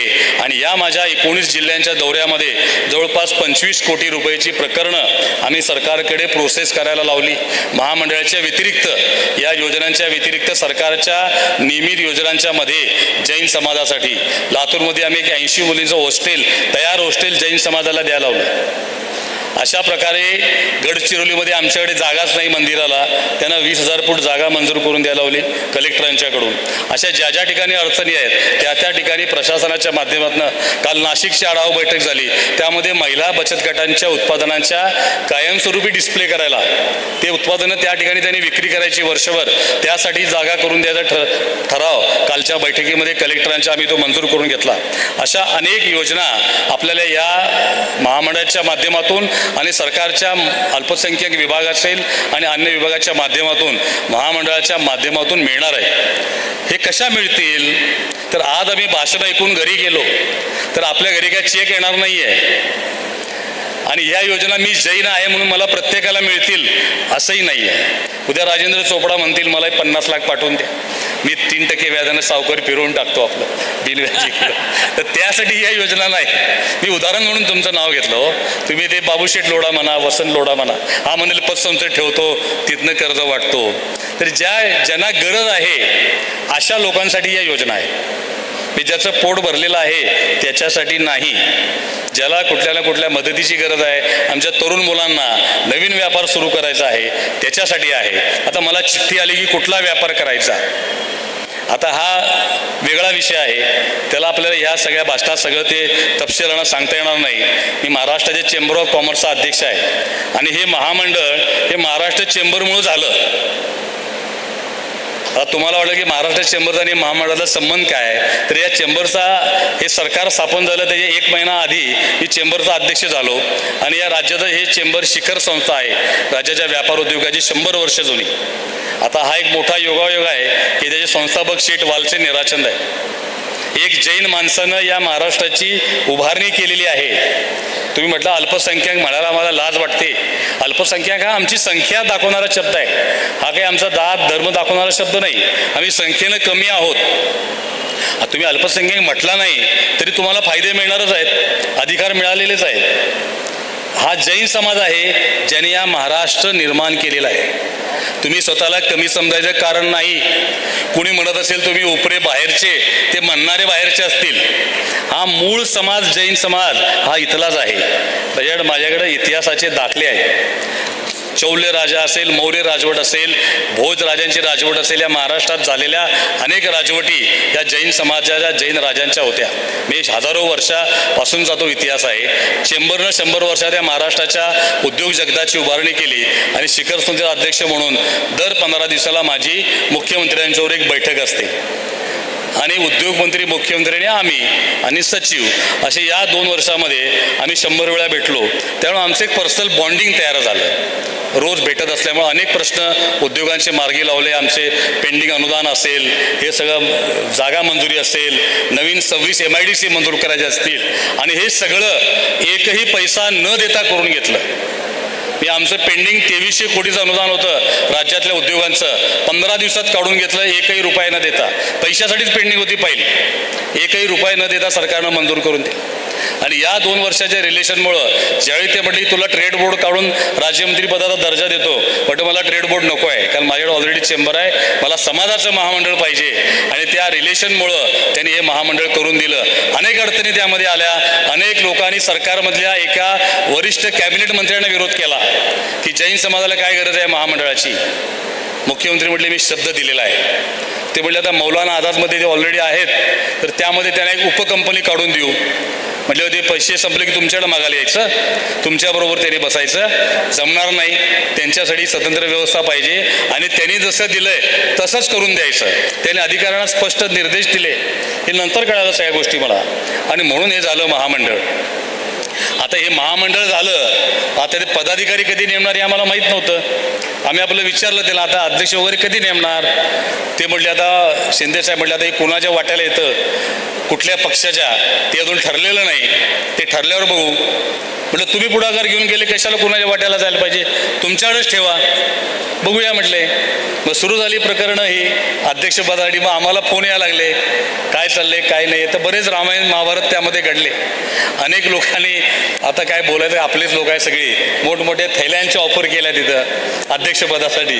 ते म्हटले प्रस्तावच मला ललित गांधींनी दिला आहे. एका मोठ्या मंत्र्याने वशिला लावला की हे महामंडळ आमच्याकडे द्या, आम्हाला याला अध्यक्ष करायचं आहे. ते म्हटलं हा प्रस्ताव त्याने दिलेला आहे आणि मी त्यांनाच अध्यक्ष करणार आहे, कारण त्यांनी मला अट घातली होती ज्यावेळी हे महामंडळाचा प्रस्ताव बनवला.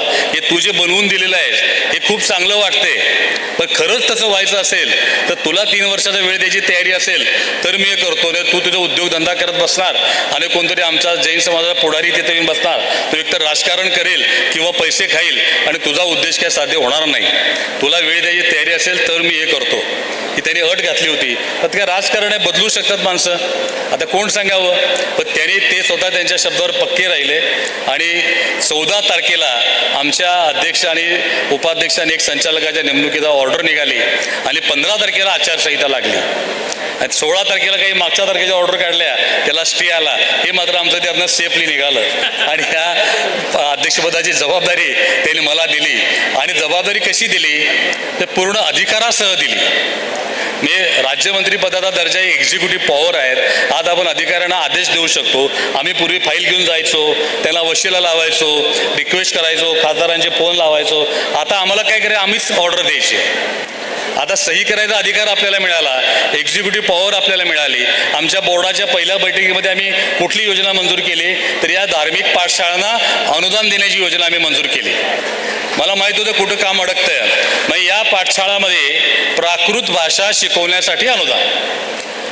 प्राकृत भाषेला केंद्र सरकारनं अभिजात भाषेचा दर्जा दिला आहे, तर सरकार नाकारू शकत नाही.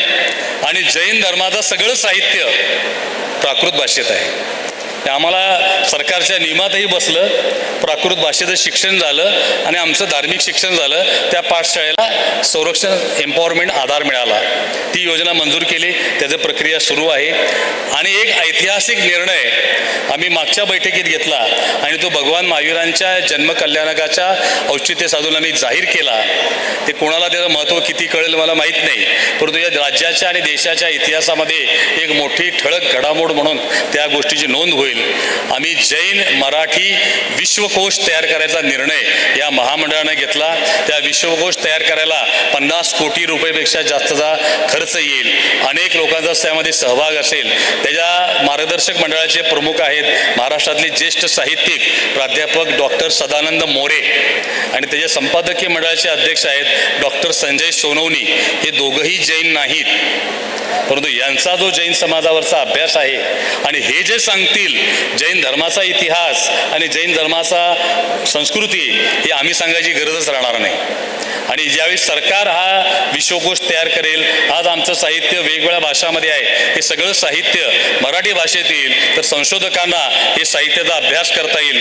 त्यामध्ये अनेक लोकांना त्याचा माहिती मिळेल आणि जैन धर्माचं काय महत्त्व आहे हे अन्य समाजाला सुद्धा माहिती होईल. एक ऐतिहासिक असा निर्णय या महामंडळाच्या माध्यमातून आम्ही घेतलेला आहे. मला एक प्रश्न आलेला आहे की विद्यार्थी वर्गाला सेल्फ अटेस्टेड मायनॉरिटी डिक्लेरेशन चालते का? तर हे प्रायमरी स्कॉलरशिप ज्या आहेत, जे मगाशी कांतीबाई म्हटले की सरकारनं बंद केल्या, त्या 1ली ते 8वीपर्यंतच्या स्कॉलरशिप केंद्र सरकारनं बंद केल्या. आता या वर्षीपासून 9वी-10वीची स्कॉलरशिप पुन्हा चालू होते केंद्र सरकारची आणि 11वीच्या पुढच्या स्कॉलरशिपच्या सगळ्या योजना चालू आहेत. आणि या स्कॉलरशिपच्या योजनांना सेल्फ अटेस्टेड सर्टिफिकेट चालतं. याने दुसरा प्रश्न केला की काही लोक त्याचा व्यापार करतात. तर कोणी व्यापार करत असेल सर्टिफिकेटचा तर ते चुकीचं आहे. परंतु एखादी संस्था मेंबरशिप घेत असाल तुम्ही आणि मेंबरशिपची फी भरत असाल तर त्याला तुम्ही व्यापार म्हणू नका. कारण आपल्याला कुठलं तरी एक नेटवर्क लागणार आहे.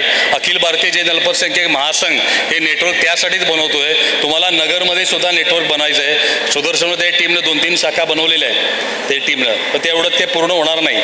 आपल्याला पूर्ण तालुका लेवलचं नेटवर्क पाहिजे.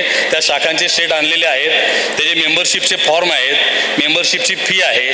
आम्ही जितो स्थापन झालं ते 11 लाख रुपये भरले आम्ही लाईन लावून.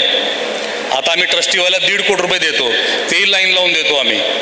मग आता मेंबरशिपची फी तुम्हाला ज्या कॅटेगरीचं व्हायचं आहे त्या कॅटेगरीचं मेंबर व्हा. 500 रुपयाचं सुद्धा आहे, 2 लाखाचं सुद्धा आहे. तुम्ही कुठं फिट होता ते तुम्ही ठरवायचं आहे. त्या मेंबरशिपचं मिळणारं सर्टिफिकेट हे मायनॉरिटी सर्टिफिकेट म्हणून पूर्ण देशामध्ये व्हॅलिड सर्टिफिकेट आहे आणि सगळ्या कर्जाच्या योजनांना ते सर्टिफिकेट आवश्यक आहे. महामंडळाच्या सगळ्या योजनांना सुद्धा ते सर्टिफिकेट आपल्याला लागणार आहे जैन असल्याचा दाखला द्यायचा. आणि ते का लागतं यंत्रणा, तर हे समाजाच्या लेवलवर उघडा तुम्ही ते कुणीतरी सर्टिफाय केलं पाहिजे ना की हा जैन आहे. कारण आपली नावं आडनावं अशी आहेत, तुमच्याकडे तरी मेजॉरिटी जैन आहे, पण दिगंबर समाजामध्ये नावं कांबळे नावाचे पण जैन आहेत, सोगले नावाचे जैन आहेत, पाटील नावाचे जैन आहेत, अन्न भाते नोवा आहेत, वाघमारे जैन, म्हणजे अनेक प्रकारची नावं आहेत. हे नावावरून आम्ही ओळखू शकत नाही तो जैन आहे. तर कोणीतरी ते सर्टिफाय केलं पाहिजे की हा जैन समाजाचा आहे. म्हणून ते आपलं समाजाचं नेटवर्क पाहिजे आणि समाजाचं नेटवर्क असेल तरच आपल्याला योजना समाजाच्या शेवटच्या व्यक्तीपर्यंत पोहोचतील. तर आजची सभा ही नुसती सभा करून संपवू नका. हे नेटवर्क तयार करा, ह्याचे फॉर्म सगळ्यांच्यापर्यंत पोचवा ज्याला ज्या कॅटेगरीची पाहिजे. आणि मग एरिया वाईज कमिटी करा. त्या कमिटीच्या माध्यमातून लोकांना माहिती मिळेल. त्या पदाधिकाऱ्यांना ट्रेनिंग द्यायची व्यवस्था आपली आहे. प्रत्येक विषयासाठीचे एक्सपर्ट डायरेक्टर तुम्ही त्यामध्ये नेमा कमिटीमध्ये. त्यांनी त्या विषयाची माहिती समाजातल्या लोकांच्यापर्यंत दिली पाहिजे. त्याची अर्ध मेजॉरिटी आपण ऑनलाईन करण्याचा प्रयत्न आपला सुरू आहे. अण्णासाहेब पाटील महामंडळाच्या धर्तीवर आपलंही स्वतंत्र सॉफ्टवेअर बनवायचं काम चालू आहे. आणि आपल्या सुदैवानं जैन समाजाबद्दल लोकांचा इतका विश्वास आहे. 4 बँका माझ्याकडे आतापर्यंत आलेल्या आहेत. Punjab national bank, HDFC bank, Kotak bank आणि बँक ऑफ बरोडा. यांनी सांगितलं तुमचं महामंडळ सुरू झालं की तुम्ही पाठवेल ते कर्ज आम्ही मंजूर करू. आम्ही 500 कोटी रुपये द्यायला तयार आहे असं HDFC बँकेनं सांगितलं. पंजाब नॅशनल बँकेनं 300 कोटी रुपये सांगितले. बँक ऑफ बरोडा म्हटले आपको कितना चाहिए बोलो. आम्हाला 1000 कोटी रुपये आज बँकांच्याकडे आपल्या जैन महामंडळाच्या मार्फत कर्ज द्यायला तयार आहेत. आता काम काय चालू आहे तर टेक्निकल प्रोसेसच्या सरकार दरबारी महामंडळाच्या मंजुरीच्या प्रक्रिया शेवटच्या टप्प्यात आहे. त्यामध्ये बजेट हेड क्रिएट करायचं 6 मंत्रालयातनं पास होऊन भारत सरकारच्या AG ऑफ इंडिया म्हणजे ऑडिटर जनरल ऑफ इंडियाकडे ते गेलेलं आहे. ते 8 दिवसात सगळे सँक्शन येतील. तर साधारण मे महिन्यामध्ये मेच्या 2-3 आठवड्यामध्ये याचं प्रत्यक्ष कामकाज सुरू होणं अपेक्षित आहे. त्यासाठी आपल्याला सगळ्यांची माहिती गोळा करायची आहे. समाजात किती लोकांना कुठल्या योजनांची गरज आहे याचा डाटा तयार करायला आपलं नेटवर्क तयार पाहिजे. यापूर्वी काय होतं योजना यायची पण आमचं नेटवर्क नसल्यामुळं समाजापर्यंत ते पोचायचं नाही.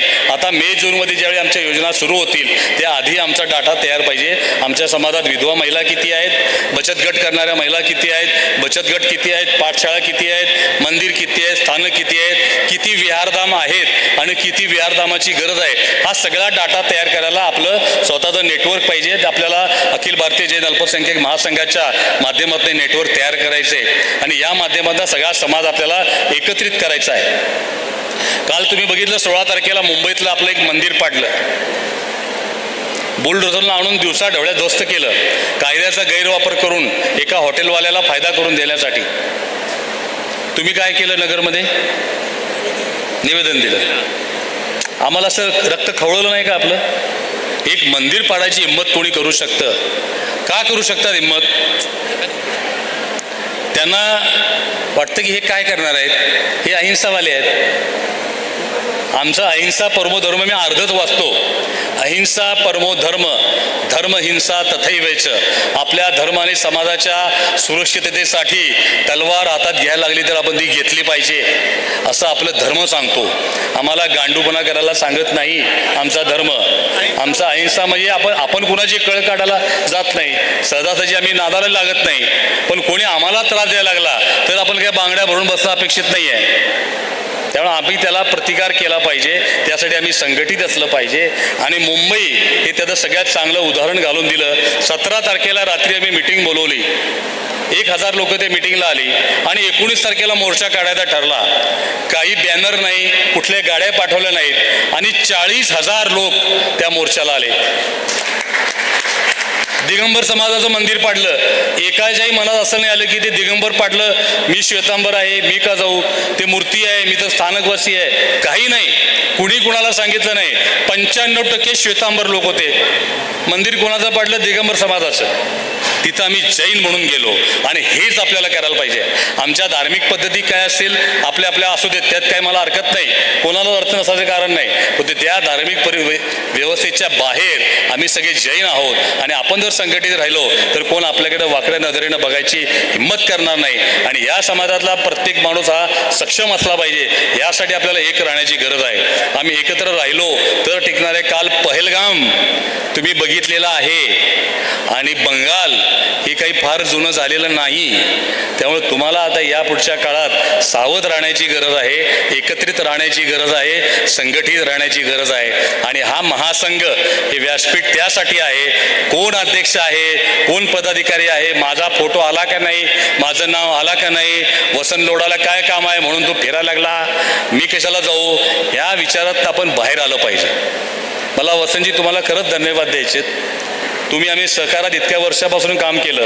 तुम्ही ज्या पद्धतीनं, भले आम्ही तुमचा आमचा विरोधही झाला असेल, तुम्ही वेगळ्या गटात असाल, आम्ही वेगळ्या गटात राहिलो, तर हे जे काम तुम्ही केलं, ज्या पद्धतीनं केलं, ही पद्धत देशातल्या राज्यातल्या प्रत्येकानं अनुकरण केलं पाहिजे अशी आहे. तुम्ही तळागाळातल्या लोकांच्यापर्यंत गावोगावी फिरला आणि लोकांना सांगितलं की तुम्ही या आणि माहिती घ्या. तुमचा काय स्वार्थ आहे त्यामध्ये?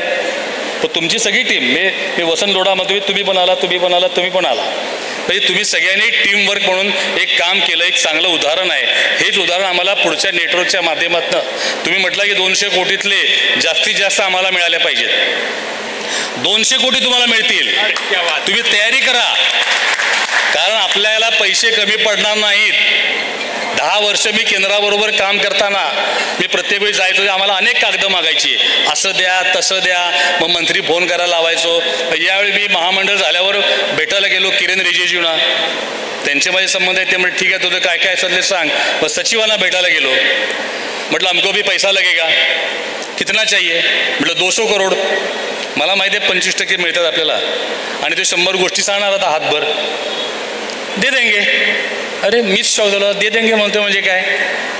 मग मी 2 मिनटं मिस म्हटलं आपने ऐसे दे देंगे मतलब उसको क्या, अरे अभी आप सरकार है, आप राज्य सरकार है, आपको एक लेटर भेजना है, हो जाएगा सैंक्शन। आप आभा सिंह से जाकर मिलो, ये नेशनल माइनॉरिटी फाइनेंस कॉर्पोरेशन आहे, मैं आभा सिंह को बोलता हूँ, आप उनसे बात कर लो मॅडम से। मी आभा सिंग मॅडमकडे गेलो, आता मी गेलो तो हे आमचं ऑक्टोबरला झालं, डिसेंबरला म्हटलं आम्हाला तर पैसे लागणार आहेत। हो आता संपले की म्हटले पैसे सगळे, म्हटलं आमचं नवीन झालं तर महामंडळ लागणार पैसे, किती लागणार म्हटलं आता मला पहिल्या वर्षी एक 50 कोटी तरी पाहिजे मार्चच्या आधी, एकूण म्हटलं 200 कोटी मागितलेत मी। तिनं CFOला बोलवलं, अपने पास कितना बैलेंस पड़ा है, तो म्हटलं 75 कोटी आहे, म्हटलं 25 करोड रुपये दे देते हो आपको। म्हणजे आमच्या ध्यानीमनी नाही, ती 100 कारणं सांगेल म्हटलं, पण आणि ठीक आहे म्हटलं आम्ही आमचं महामंडळ झालं की तुम्हाला पाठवतो ठराव आणि पत्र राज्य शासनाचं। इथं आमचं अजून तो प्रोसेस अजून झालेलं नाही, 6 महिने झाले, कारण इथं मंत्रिमंडळ कधी जाणार, खाते कधी वाटणार, यातच वेळ गेला सगळा। त्यांचं पत्र आलं, 25 कोटी तुमचे सँक्शन केलेले आहेत, तुम्ही कागद पाठवून द्या।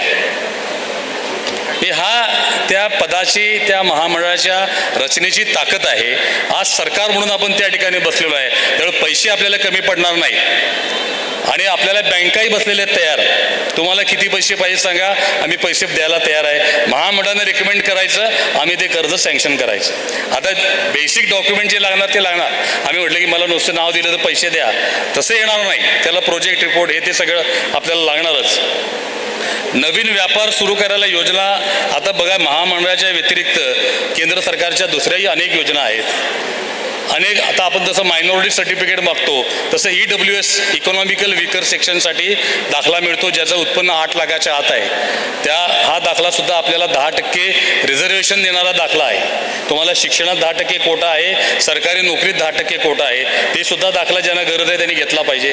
ज्याचं रेकॉर्डरचं उत्पन्न 8 लाखाच्या आत आहे त्याने तो घ्यायला काही हरकत नाही। आता सगळेच क्लेम करू शकतात, आता आम्हाला 12 लाखाचं एक्झम्पशनच दिलेलं आहे, तो रेकॉर्डर 8 लाख दाखवायला काहीच अडचण नाही। केंद्र सरकारच्या MSME साठीच्या 1 कोटीपर्यंतचं कर्ज विदाउट कोलॅटरल द्यायची योजना आहे आणि ती प्रॅक्टिकली आहे। CMEGP मुख्यमंत्री रोजगार निर्मिती योजना 50 लाखाच्या कर्जाची योजना आहे, त्याला 25% सबसिडी आहे, त्याला कुठलंही तारण द्यावं लागत नाही आणि पहिले 2 वर्ष बँका तक्रार करत होत्या, आम्ही त्यांना CGTMSचं कव्हर दिलेलं आहे। हे बँकांचे पैसे बुडले तर केंद्र सरकार ते भरून देणार आहे, त्यामुळे तुम्हाला बँका कुठलंही तुमचं कर्ज नाकारू शकत नाहीत। कुठल्या बँकेनं नाकारलं तर तुम्ही मला सांगा, त्या बँकवाल्याला जी भाषा कळते त्या भाषेत आपण त्याला सांगायचा प्रयत्न करू। तेव्हा तुम्हाला कुठला व्यापार करायचा आहे ते प्रत्येक एरिया वाईज वेगवेगळ्या प्रकारचे व्यापार असू शकतात। अहिल्यानगरमध्ये जे चालेल ते काही मुंबईमध्ये चालेल असं नाही, पुण्यामध्ये चालेल ते संभाजीनगरला चालेल असं नाही, तर त्या क्षेत्रामध्ये तुम्हाला कुठला व्यापार, तुमची आवड काय, त्या परिसरातली गरज काय हे बघून तुम्ही तो व्यापार ठरवला पाहिजे आणि त्यासाठी लागणारे डॉक्युमेंटेशन कुठलाही चार्टर्ड अकाउंटंट तुम्हाला बनवून देऊ शकतो। एखादा छोटा व्यापार सुरू करायचा आहे तर 10 लाखाचा छोट्या गावात दुकान गाळा मिळतो, 5 लाखाचं फर्निचर आणि 15 लाखाचा माल, 30 लाखात तुम्ही स्वतःच्या जागेचा नवीन खरेदी करून व्यवसाय सुरू करू शकता। ती जागा हेच त्याचं तारण, हे तुम्हाला छोटा व्यवसाय सुरू करायला काही अडचण नाही आणि मोठा व्यवसाय करायचा असला तरी चेंबर ऑफ कॉमर्स आहे। खरं तर वालचंद निराचंद यांनी स्थापन केलेली संस्था, एक गांधी तिथं अध्यक्ष आहे आणि नगर जिल्ह्याचे लोक मेंबरच होत नाहीत चेंबरला। तुम्ही सगळे व्यापारी लोक आहे, तुम्ही सगळे त्या चेंबरमध्ये जोडलं पाहिजे, या संस्था आपण मजबूत केल्या पाहिजेत, ते आपल्यासाठीचं व्यासपीठ आहे। व्यापार उद्योगाच्या नवीन संधी काय आहेत याची माहिती द्यायचं काम ते चेंबर करत असतं, अनेक इम्पोर्ट एक्सपोर्टच्या संधी त्यामध्ये मिळत असतात, सरकार दरबारी अनेक दुरुस्त्या आपण त्या माध्यमातून करून घेत असतो, त्यामुळे त्यामध्ये तुम्ही सगळ्यांनी सहभाग घ्यावा। यामध्ये एक प्रश्न आलेला आहे, फॉरेन कंट्री में शिक्षण लेने स्कॉलरशिप किती मिळेला। आता महाराष्ट्रामध्ये ती योजना गेल्या वर्षी सरकारनं मंजूर केली आणि आपल्याला किती कोटा असेल त्यामध्ये जैन समाजाला महाराष्ट्रात 20 लाखाच्या स्कॉलरशिपला अख्ख्या महाराष्ट्रातनं 1 विद्यार्थ्याला देणार।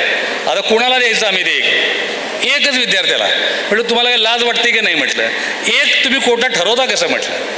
आता मी सेक्रेटरीना परत दिलेल्या प्रस्ताव हे सगळं रिवाईज करा म्हटलं. आता हे झालं, पूर्वी तुम्ही करत होता, आता चालणार नाही. ती 20 लाखाची स्कॉलरशिप आहे, पण आपण जितोच्या मध्ये एक नवीन व्यवस्था तयार केली आहे, जितो एज्युकेशन एम्पॉवरमेंट प्रोग्रॅम. मी त्यामध्ये सुद्धा ट्रस्टी आहे. त्यामध्ये या शिक्षणासाठी लागणारं फीचे पैसे हायर एज्युकेशनला हे इंटरेस्ट फ्री दिले जातात. हे तुम्ही शिक्षण झालं की परतफेड करायची. त्यामुळे ज्यांना कोणाला परदेशात शिक्षणाला सरकारी योजनेतनं नाही मिळालं तर जितोच्या माध्यमातून मिळतील तुम्हाला, ती काय अडचण येणार नाही. कागदपत्र काय, तुम्हाला तिथलं ॲडमिशनचं कुठलं आहे ते ॲडमिशनचं लेटर लागतं, तुमच्या उत्पन्नाचे दाखले लागतात. आता महाराष्ट्रात स्कॉलरशिप आहे ती फार कमी मुलांसाठी आहे, तेव्हा त्याच्या भरोश्यावर राहू नका. परंतु आपल्याला कर्ज बिनव्याजी मिळेल परदेशी शिक्षणाला लागणारं, त्यामध्ये काही अडचण येणार नाही एवढी खात्री तुम्हाला मी देऊ शकतो. अनेक विषय आहेत. आता वेळ भरपूर झालेला आहे, सगळ्यांना भूक लागलेली आहे, मला पण भूक लागली आहे, त्यामुळे अजून जास्त वेळ तुमचा आम्ही घेणार नाही. परंतु अतिशय चांगलं आयोजन तुम्ही या माध्यमातून केलं. ही या महामंडळाच्या यशस्वीतेची सुरुवात आहे. ही आज हे भाषण झालं किंवा हा कार्यक्रम संपला म्हणजे संपलं असं नाही. इथून पुढं ज्या संख्येनं आज महिला या ठिकाणी उपस्थित आहेत त्या महिलांनी एकत्रित येऊन तुमचे ग्रुप बनवा. बचत गट बनवला पाहिजे असं नाही, पण तुम्ही एक ग्रुप बनवून ते किंवा एखादं चॅप्टर तयार करा. AIJMF तुम्हाला जे जे काही मदत लागेल, तुम्हाला गायडन्स लागेल किंवा ट्रेनिंग लागेल, कच्चा माल लागेल किंवा जे काही लागेल ते सगळे मदत महामंडळाच्या माध्यमातून तुम्हाला महिलांना उपलब्ध करून दिलं जाईल. तुमच्या प्रोडक्टच्या मार्केटिंगची व्यवस्था सुद्धा महामंडळाच्या माध्यमातून केली जाईल. आणि आपण प्रयत्न करू की नगरमध्ये महिलांसाठी एखादं केंद्र आपण तयार करू की ज्या ठिकाणी महिलांनी येऊन त्यांच्या वस्तू बनवाव्यात आणि त्या ठिकाणी मार्केटिंगसाठी उपलब्ध ठेवाव्यात. असं एखादं केंद्र आपण नगरमध्ये बनवण्याचा प्रयत्न सुद्धा करू. यामध्ये महिलांनी सुद्धा पूर्ण शक्तीनं सहभागी व्हावं. आणि या नुसतं भाषणात महिलांच्याबद्दल भरपूर बोलतो आम्ही, महिलांसाठी या योजना आहेत, त्या प्रत्यक्षतः मिळणार कशा हे मात्र कोणी सांगत नाही. त्यामुळे ही व्यवस्था केली पाहिजे. आपल्याकडं आपलं ऑफिस, तुम्ही सांगितलं ऑफिस येणार ते द्या ऑफिस. महामंडळाचं ऑफिस तुम्ही सांगितलं प्रत्येक जिल्ह्यात पाहिजे. राज्यात 36 जिल्ह्यात आपली 36 ऑफिस आहेत. मौलाना आझाद महामंडळाचं ऑफिस आम्ही दोन्ही महामंडळाला एकत्रित दिलेलं आहे. इथल्या महामंडळाच्या ऑफिसचं उद्घाटन आता 2:30 वाजता आहे, अहिल्यानगरच्या ऑफिसचं. असं 19 ऑफिसचे उद्घाटन मी केलेले आहेत आजपर्यंत या 2 महिन्यामध्ये. आणि मे एंडपर्यंत 36 ऑफिस सुरू होतील. याचं मुख्यालय विधान भवनाच्या समोर बजाज भवनमध्ये काम चालू आहे. तिथं आपलं स्वतंत्र हेड ऑफिस तयार होणार आहे. एक IAS दर्जाचा अधिकारी याला MD म्हणून आहे, 4 डेप्युटी कलेक्टर आहेत, 15चा स्टाफ आहे. पूर्ण सुसज्ज असं महामंडळ सरकारनं मंजूर करून दिलेलं आहे. आपल्याला आता समाजाची यंत्रणा उभी करायची आहे. ती या निमित्तानं आपल्या सगळ्यांना माझं विनंती आहे, ती यंत्रणा उभी करण्यामध्ये आपण सगळ्यांनी सहभागी व्हावं. आणि या पुढच्या काळामध्ये जे काही आपल्याला मार्गदर्शन लागेल, मदत लागेल, ट्रेनिंग लागेल ते सगळं देण्यासाठी महामंडळ आणि महासंघ, कॉन्फरन्स, सगळ्या संस्था आपल्या त्या सगळ्या मिळून आपण हे काम नक्की पुढे नेऊ एवढीच खात्री या निमित्तानं देतो आणि थांबतो. जय हिंद, जय महाराष्ट्र. कोणी गडबड करायची नाही आहे. 2 मिनटं प्लीज. अशोक खाली बसा. तुम्हाला प्रश्न सर्वांनी, काही लोकांचे, अनेक लोकांचे प्रश्न आहेत. आपण पुढे सजेशन बॉक्स ठेवलेले आहेत, प्रत्येकाने ते द्यावेत. ललितजी त्याचं उत्तर आपण ललितजीकडून घेणार आहोत. त्याचा फक्त मोबाईल नंबर आपण द्यावं. कुणाचंही शंका निरसन शिल्लक राहणार नाही. ललितजी, आपण जे काही भाषणामध्ये सांगितलं त्यामध्ये सर्व ठिकाणी आम्ही जिल्ह्यामध्ये वेगळ्या वेगळ्या कमिटी करून त्याचं सर्व कार्यभार करणार आहोत याची 100% खात्री देतो. मी बाबूशेठ लोढांना विनंती करतो की त्यांनी आभार प्रदर्शन करावं. बाबूशेठ लोढा.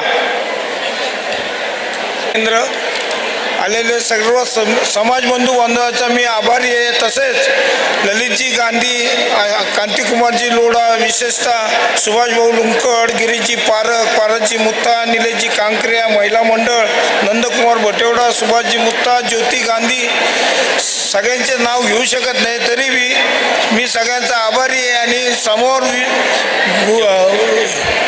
गुरुभक्त मंडळातर्फे जेवण ठेवलेलं आहे, सगळ्यांनी जेवणाचा स्वाद घ्या. तसेच साई सेवा सुख नियंत्रण यांचा बी मी आभारी.